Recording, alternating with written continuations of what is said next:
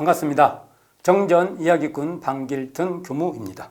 이번 시간에는 의디오목 15, 16, 17조를 살펴볼까 합니다. 15.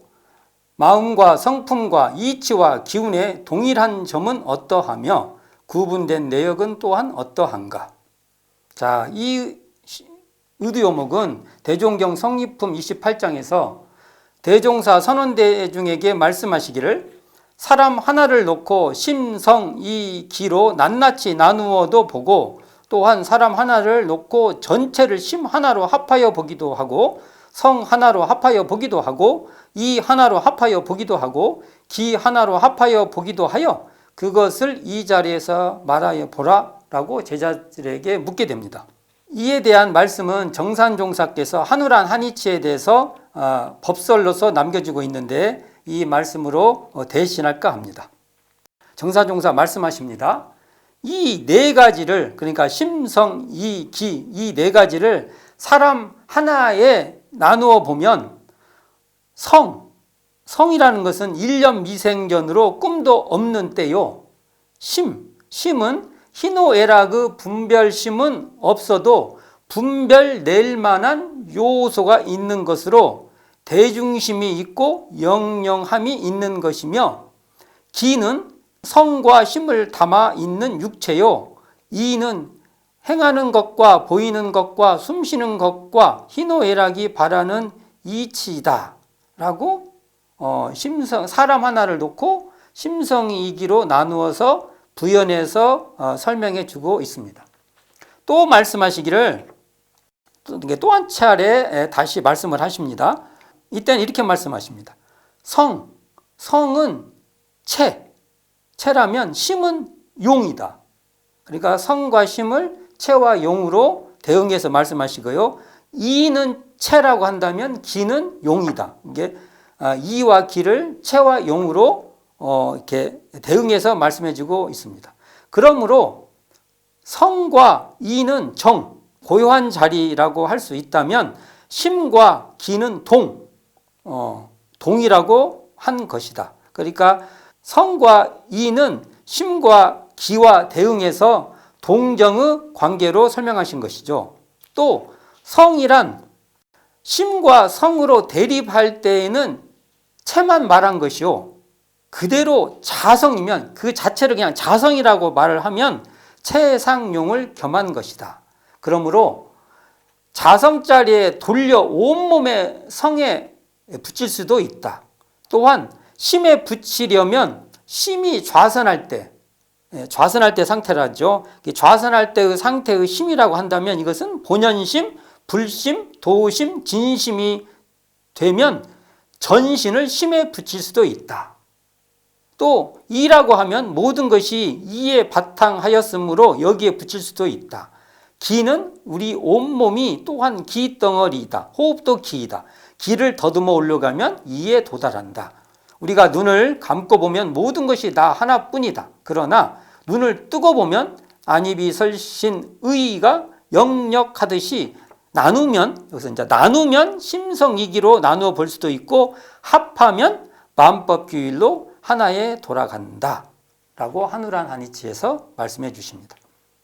소태산 대종사께서 성리품 28장에서 처음에 질문했던 그 성리품 28장에서 심성이기에 대해 질문하신 후 대중에게 당부하십니다. 대중들이 여러 답변하는 것을 다 들으시고 거기에서 특별히 어떤 인가도 하지 않으시면서 어떠한 당부의 말씀을 합니다. 이렇게 말씀하십니다.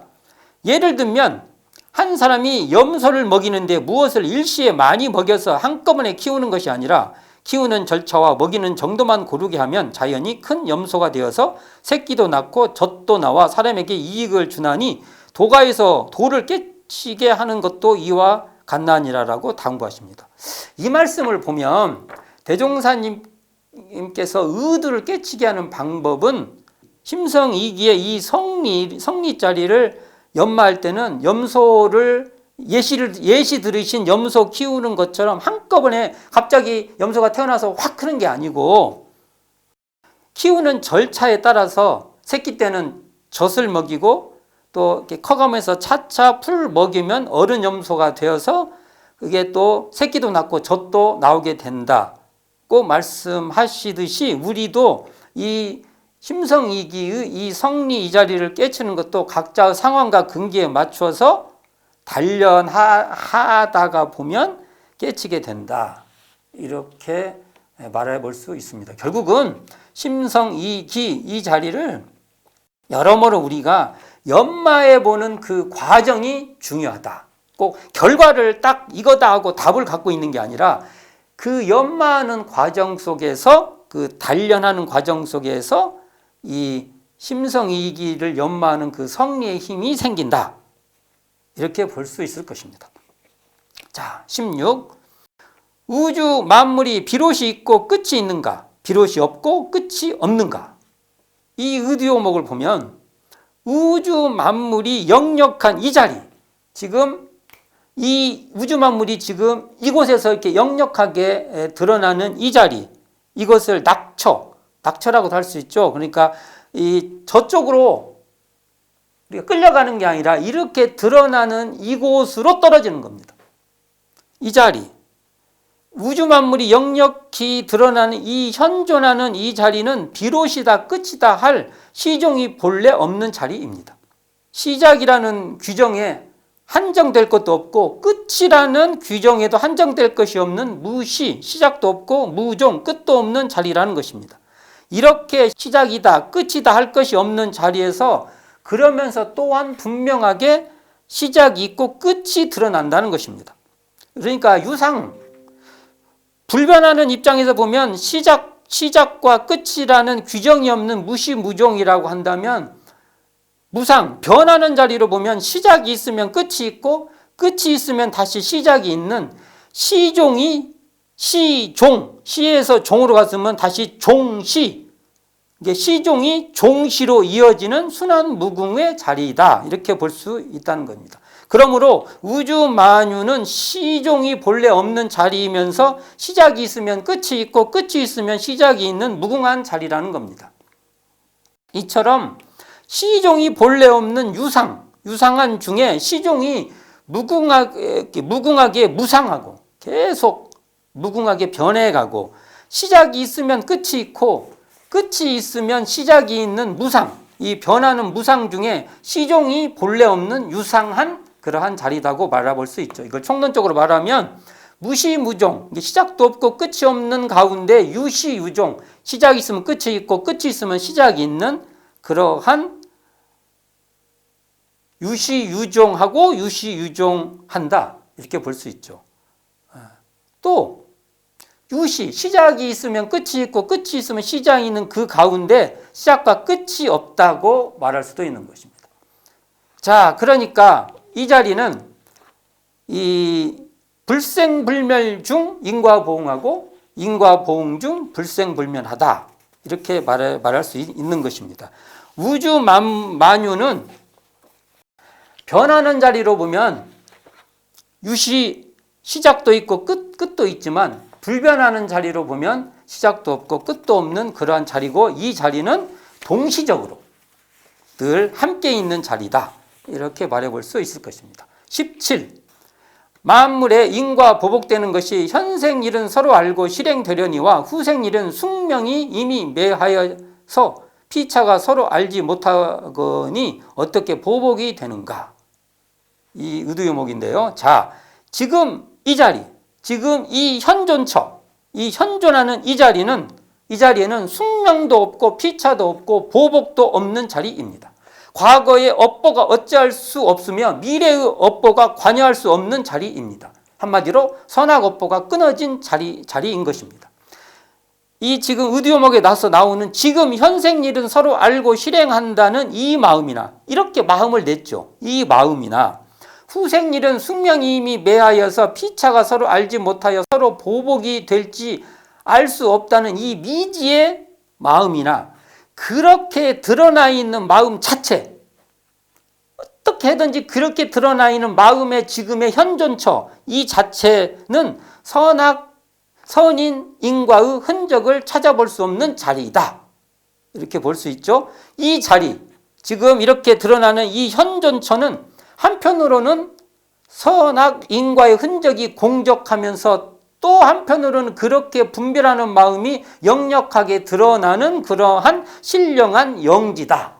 이렇게 말할 수 있습니다. 그러므로 이걸 한마디로 말하면은 이 현존처는 공정영지의 자리로서 이 공정영지의 광명을 따라서 선악업보의 분별이 생겨난다는 겁니다.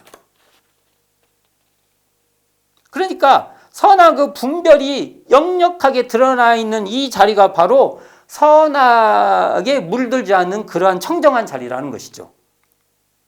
그러니까 이렇게 선악으로 물들지 않는 지금 이 자리, 이 현존처에는 숙명이다, 피차다, 보복이다 이런 것들이 관여할 수 없는 자리이면서 이 자리에서 선악과 죄복이라는 이 마음의 분별이 드러난다.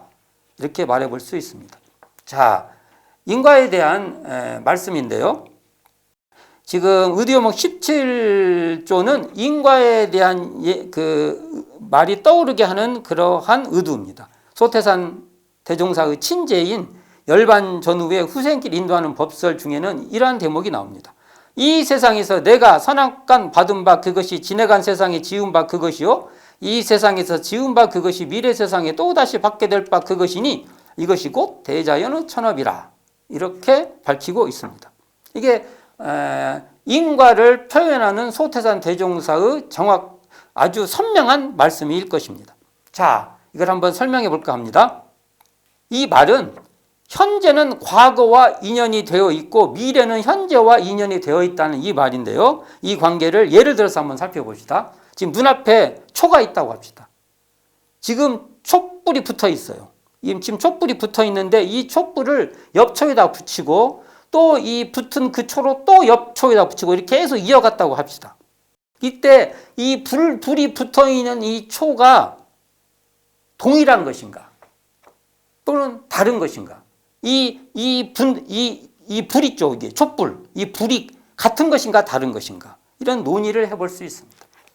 만일 같다고 하면 이 촛불이 똑같은 거다, 결국은. 이 불 붙은 이 불이 똑같은 것이라 한다면 항상 동일한 어떠한 주체가 연속적으로 옮겨간 것입니다. 만일 다르다면 각각의 그 촛불은요, 서로 단절된 완전히 다른 촛불로서 뒷촛불은 앞촛불과 관계가 없는 그런 단절된 촛불이라는 것이죠.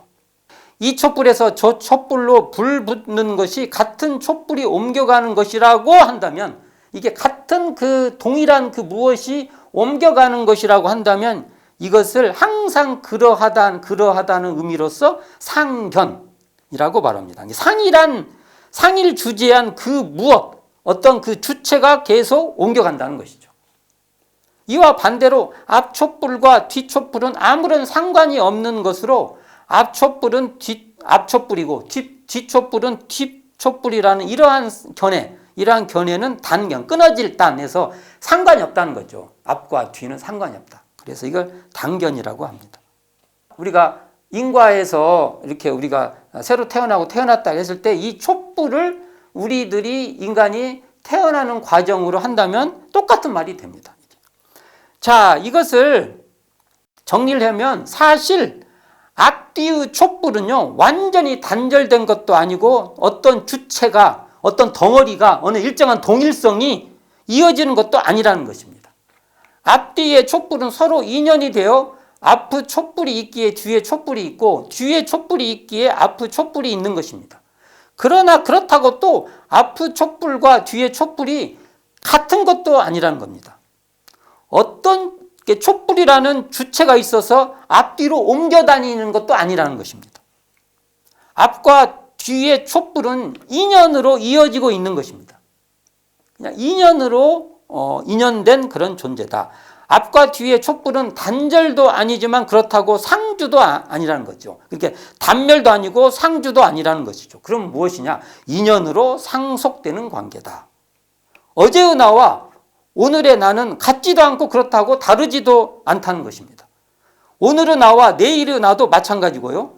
어제와 오늘도 같은 것도 아니고 다른 것도 아니고 인연에 의해서 상속되는 것이고 오늘과 내일도 마찬가지라는 것이죠. 인연으로 관계하고 관계한다는 겁니다. 같지도 않고 다르지도 않는 인연의 존재다. 이렇게 말할 수 있는 것입니다.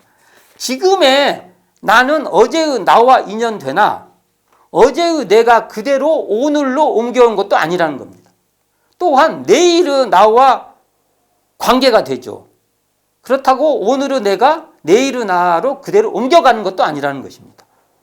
어제로 인연해서 오늘이 있고 오늘을 인연해서 내일이 있는 것입니다. 그러므로 어제의 나도 이 말은 어떤 말이냐면 어제의 나도 현재에 있어요. 지금 이 자리에 있는 겁니다.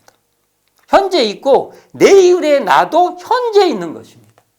지금 여기서 가장 중요한 것은 현재에 충실하는 것이 핵심이라는 겁니다. 보복이네 어떠한 것도 보복 여부도 현재에 있다는 겁니다. 자, 이 말을 정리를 하면 지금 해탈하면 지금 붙들리지 않으면 과거도 미래도 해탈됩니다. 지금 윤회하면 붙들리면 집착하면 과거도 미래도 윤회하고 집착하게 됩니다. 착심에 매이게 된다는 거죠. 이 말을 좀 더 이론적으로 설명을 해보면 인과 보응은 인연의 과정이요 결과입니다. 이게 보복된다고 하죠. 여기 보복이 나오지 않습니까? 인과 보복이 역력한 자리가 불생불멸의 자리이고 불생불멸에 바탕하여 인과보응이 역력한 겁니다. 그러니까 인과보응이 역력한 그 자리가 불생불멸한 것이고요. 불생불멸이 분명하기니까 그게 인과가 역력하게 작동되는 것입니다. 이처럼 인과보응은 불생불멸에 바탕되어 있으므로 인과보응의 뜻은 이걸 알자고 하는 것은 인과에 자유롭지 않은 것이 본이라는 것입니다. 자, 소태산 대종사께서는 대종경 천도품 23장에서 말씀하십니다. 생사거래와 고락이 구공한 자리를 알아서 마음이 그 자리에 그치게 하라. 거기에는 생사도 없고 업보도 없나니 이 지경에 이르면 생사업보가 완전히 멸도되리라 되었다 하리라 라고 당부하십니다. 결국 과거의 업보는요 생사업보가 구공한 이 자리에서 참회하여 받아버리면 미래에 다시 짓지 않으며 사실은 미래도 자유로워져 버리는 겁니다. 과거는 단절하고 업보에 걸림없는 새로운 미래가 개척되는 것입니다. 이것이 바로 인과의 해탈 자유하는 것이요 죄복을 임의로 하는 것입니다. 생사고락이 동공한 자리에서 받아버리고 다시 짓지 않으면 인과의 해탈 자유하는 것이며 만일 생사고락이 동공한 자리를 망각해요. 그게 뭔지도 까마득하게 잊어버리고 또 알지도 못하면 우리는 그래갖고 보복해요. 보복하면 다시 보복하게 되어 인과에 구속된다는 것입니다. 그러니까 이 의디오목 17조 이 대목은 지금 이 자리에서 우리가 해탈하면은 과거도 미래도 해탈되고 지금 이 자리에서 우리가 보복하고 이 윤회하고 집착하면 과거에도 집착하고 미래에도 집착되는 그러한 관계가 된다. 이렇게 말해볼 수 있습니다. 자, 오늘은 의두요목 15, 16, 17조 이 세 조목을 살펴보았습니다. 감사합니다. 지금까지 정전 이야기꾼 방길튼 교무였습니다.